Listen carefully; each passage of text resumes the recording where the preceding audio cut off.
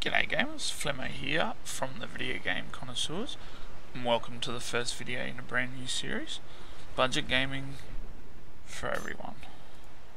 The aim of this series is going to be to have a look at a particular game, find out what the best value for that game is, and just give you a general game rating or score of whether it'll be worth your time and money. The first game we're going to look at is Dark Souls 2 Scholar of the First Sin. It's an action RPG released on the 1st of April 2015 on PC and the 7th of April 2015 on the current gen consoles, the Xbox One and the PS4.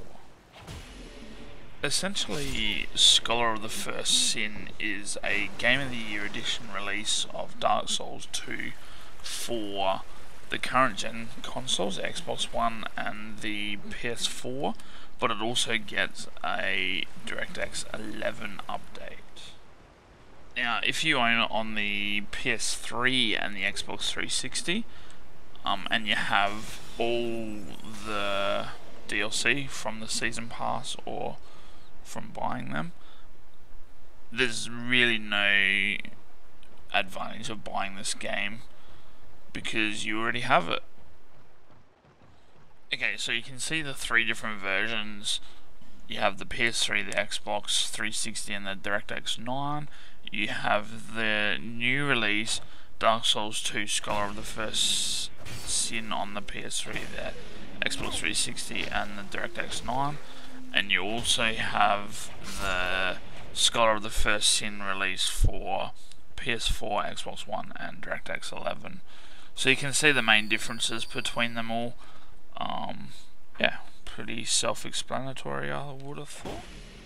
But where it gets complicated is the pricing. So I'll try and go over this the best that I can. Okay, all these prices are in Australian dollars, just to clear that up, and they will be your currency equivalent in your country. So we'll look at the first column. Well, we won't look at the first column because it is not the most cost-effective way of buying this game. If you already have Dark Souls 2 plus all 3 DLC on the PS3, the Xbox 360, and already on Steam, then you'll get a patch that will update the game to 1.10, and that's it. That's all you have to do. You already have Scholar of the First Sin.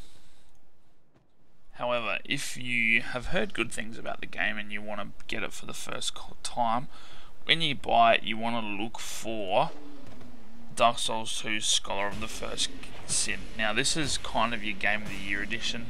It'll have all DLC inside the game already, and it is retailing $59.95 for both the Xbox 360 and the PS3. Now, if you're buying it for current gen, Xbox One and PS4, it is recommended retail price of $79.95. Now, these prices are all in Australian dollars and are subject to change at some time after this video, probably. Okay, so this is where it gets confusing. If you own Dark Souls 2 with no DLC on Steam, you can upgrade it to the DirectX 11 version for $29.99. If you own the DLC, you can upgrade to the DirectX 11 version for $19.99.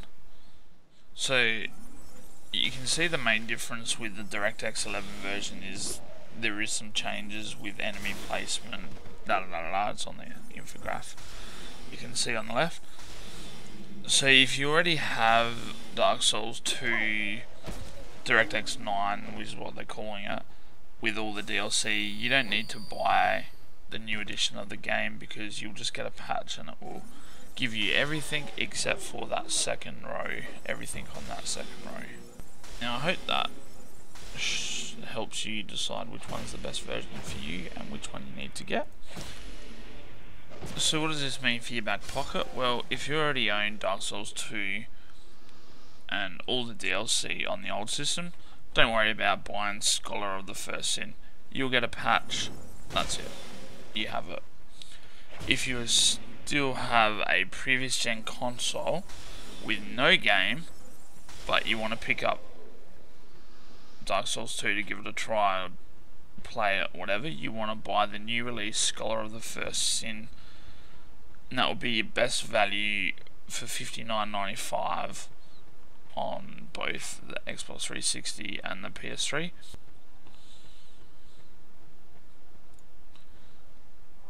If you have a new gen console, well, it's pretty simple. You just want to buy the version for your current gen console of the Xbox One or the PS4, and that will cost you $79.95.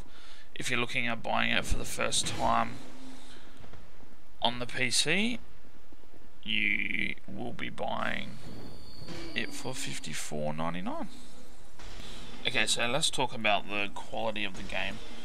Now, PC Gamer, this is the Dark Souls sequel PC gamers deserve, 91 out of 100. Game Informer, both for the Xbox 360 and the PS3. Players new to the Souls franchise will quickly learn that Dark Souls 2 plays quite differently than most mainstream titles today. It is an incredible experience anchored in exploration, immersion, discovery and defeat, and ultimately triumph, and they give it a 98 out of 100. So the overall Metacritic Metascore is 91, so it's safe to say it is a very, very good game and worth getting.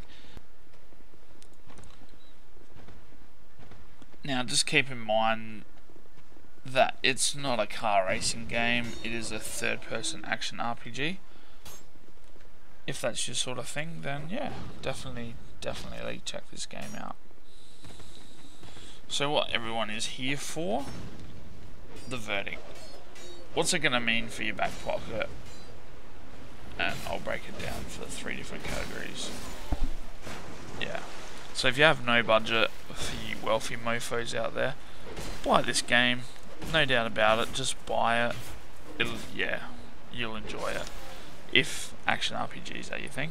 If you have a normal budget where you can afford it without putting too much strain on anything, buy the game. It's worth it. If you are on a tight budget though, however, I hope you find something soon, because this game is a must buy if you like action RPGs. If you don't pick it up, keep an eye out for it on sale. You definitely want to be picking it up at some stage. Yeah. Well, I hope this has helped all you undecided, tight budget and hopefully newly subscribed viewers on whether you should pick up Dark Souls 2 Scholar of the First Sin. I'm Flemmo from the Video Game Connoisseurs. Thanks for watching. Don't forget to comment, rate and subscribe, and I'll see you next time.